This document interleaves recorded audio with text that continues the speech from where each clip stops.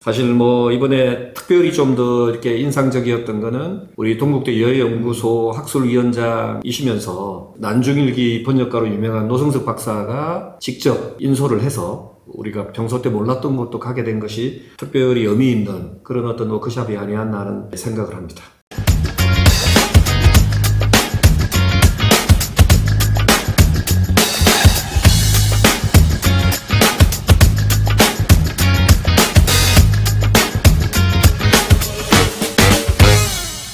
네, 이사장님 안녕하세요. 안녕하십니까. 네, 그동안 잘 지내셨죠? 네. 오늘이 투표날인데 6.3 지방선거 투표는 하셨습니까? 예, 일찍 마치고 왔습니다. 저도 마쳤고 이제 개표 결과 진지하게 또 재밌게 보도록 하겠습니다. 오늘은 이사장님하고 이야기를 어디 부분에 대해서 좀 나누고 싶으냐 하면 저희들이 지난 4월 말에 진주하고 사천을 이순신 유적지 탐방 워크숍이라는 제목으로 동국대학교 가족들과 함께 다녀오지 않았습니까? 진주 사천 쪽 코스에서 특별히 또 인상적인 곳이 있었을 것 같은데 코스 문제부터 먼저 한번 질문을 드리도록 하겠습니다. 저희가 이순신 유적지 명량도 가고 노량도 가고 한산도 가고 했는데 진주 사천은 뭐냐 하고 약간 의아하게 생각하는 사람들도 있으리라고 봅니다. 근데 이 진주야말로 정말 옛날에도 그렇고 지금도 그렇고 특히 그 당시에는 굉장히 중요한 군사적 요충지였거든요. 아시다시피 도요토미 히데요시가 임진왜란을 일으킬 당시에 조선 팔도의 도별로 사령관을 다 임명을 했습니다. 그 중에는 당연히 전라도도 들어있죠. 근데 다른 도는 다 일본군의 계획대로 점령이 되었는데 전라도만은 점령이 안 됐습니다. 근데 사실은 전라도가 제일 중요한 도였거든요. 왜냐하면은 그 당시에 농업국가인 조선의 쌀 생산 기지였단 말입니다. 그리고 또 이 서해 바다를 통해 가지고 저기 북쪽으로 올라가는 교통의 요지이기도 하고, 그래서 일본군들은 사실은 한양 다음으로 중요한 것은 이 전라도를 점령을 해야 된다. 그런데 우리 편 입장에서는 어떻습니까? 이순신 입장에서 볼 때는 이순신도 똑같이 전라도가 없으면 나라가 없다라는 생각을 가지고 있었거든요. 근데 왜군들이 부산에 상륙을 해가지고 전라도로 들어오는 길목에 있는 것이 바로 진주 아닙니까? 근데 이 진주를 지켜야 된다. 진주 자체도 중요하고 이 전라도에서 군사 보급이 이루어지지 않으면은 이순신이 무적 함대라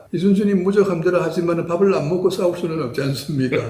그 군사 보급이 끊어진다 이거죠. 일본군에서 볼 때는 전라도를 점령을 하면은 이순신이 무적 함대를 유령 함대. 왜냐하면은 군사 보급이 군량 무기 보급이 안 되면 이순신 함대 쪽은 헛거니까. 그래서 사실은 진주가 그야말로 예나 지금에는 가장 중요한 전략 요충지였는데 이번에 거기에 가게 된 것은 그런 의미에서 참 의미가 깊었던 것이죠. 예, 그래서 이제 진주에는 진주성하고 촉성루를 다녀왔고 또 사천을 우리가 가서 아주 인상적인 몇 군데를 봤는데 그 중에서 이사장님께서 가장 내가 여기는 잘 몰랐거나 아니면은 알아도 현장에 가본 적이 없는데 하는 곳이 혹시 있지 않습니까? 사천은 뭐 가보기는 가봤지만 다 구석구석을 다 뭐 밟은 건 아니고, 사천은 이제 이순신이 거기 사천 전투에서 총을 맞아가지고 중상을 당했죠. 자기는 아니라고 뭐 괜찮은 척 했지만은 사실은 1년 내내 고생했습니다. 그때에 왼쪽 어깨에 총을 맞았는데 다행히 목숨은 건졌지만 생각해 보십시오. 어깨하고 머리 사이 거리가 한자밖에 안 됩니다. 그때 만약에 이순신이 어깨가 아닌 머리에 총을 맞았다고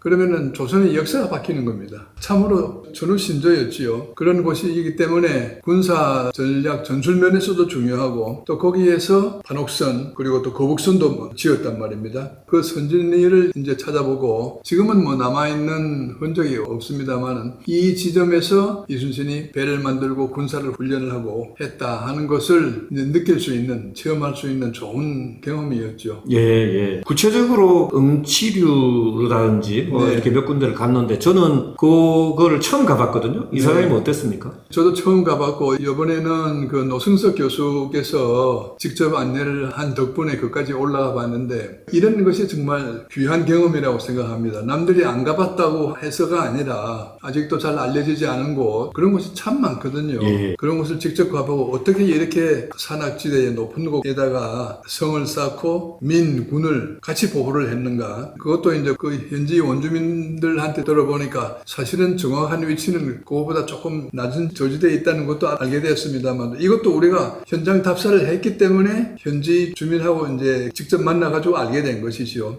기록과 실제와는 약간 갭이 있을 수도 있다 하는 그런 것도 배웠고 아주 좋았습니다. 그리고 그 군영숲 같은 것도 그 당시 살던 사람은 지금 뭐 400살 살고 있는 사람 아무도 다 돌아갔었지만은 거기서 훈련을 했다 이거지요. 훈련의 함성과 뭐 훈련이 땀 흘린 모습을 지금처럼 영상으로 남겨 있지는 않지만은 우리가 상상 속에서 우리 선조들이 여기에서 힘들게 훈련을 받고 그걸 토대로 해서 이제 적군을 무찔렀다 하는 그런 것을 깨우쳐주는 좋은 그런 답사였죠. 예, 아니 그래서 저도 사천은 사실 구체적으로 가본 거는 이번이 처음이었는데 저희들이 다닌 곳이 사천시의 넉도라는 곳하고 대방진굴항 말씀하신 또 군영숲 그 다음에 또 사천시에 있는 모충공원 그 다음에 모자랑포 사천선창 그리고 말씀하신 엄치루 시보리원 뭐 이런 데를 갔는데 사실 뭐 이번에 특별히 좀 더 이렇게 인상적이었던 거는 우리 동국대 여해연구소 학술위원장이시면서 난중일기 번역가로 유명한 노승석 박사가 직접 인솔을 해서 우리가 평소 때 몰랐던 곳도 가게 된 것이 특별히 의미 있는 그런 어떤 워크숍이 아니었나 하는 생각을 합니다. 맞습니다. 우리 학술위원장이신 노승석 박사가 참 그런 의미에서 이게 아주 보배인데 하여튼 같이 이렇게 가서 기록도 남기고 영상도 남기고 하는 것이 역사 자료가 될 겁니다. 예. 지금 이제 노승석 박사 같은 사람의 후계자 아직은 누구다 이렇게 할 만큼 찍어서 말할 만한 사람이 없는 상태에서 저런 분이 산 역사거든요. 역사의 증인인데 이번에 같이 가서 우리가 역사적인 경험과 교훈을 공유할 수 있었던 것은 아주 참 귀한 찬스였습니다. 예, 그래서 우리 동국대 여해연구소에서는 일회성이 아니라 지속적으로 1년에 두세 번씩 이런 뜻깊은 워크숍을 하고 있으니까 독자 여러분들께서도 많은 관심 가져주시고 함께 해주시면 더 좋지 않을까 생각을 하면서 오늘의 건배사는 이순신 유적지 탐방의 계속을 위하여로 하겠습니다. 이순신 유적지 탐방의 계속을 위하여! 위하여!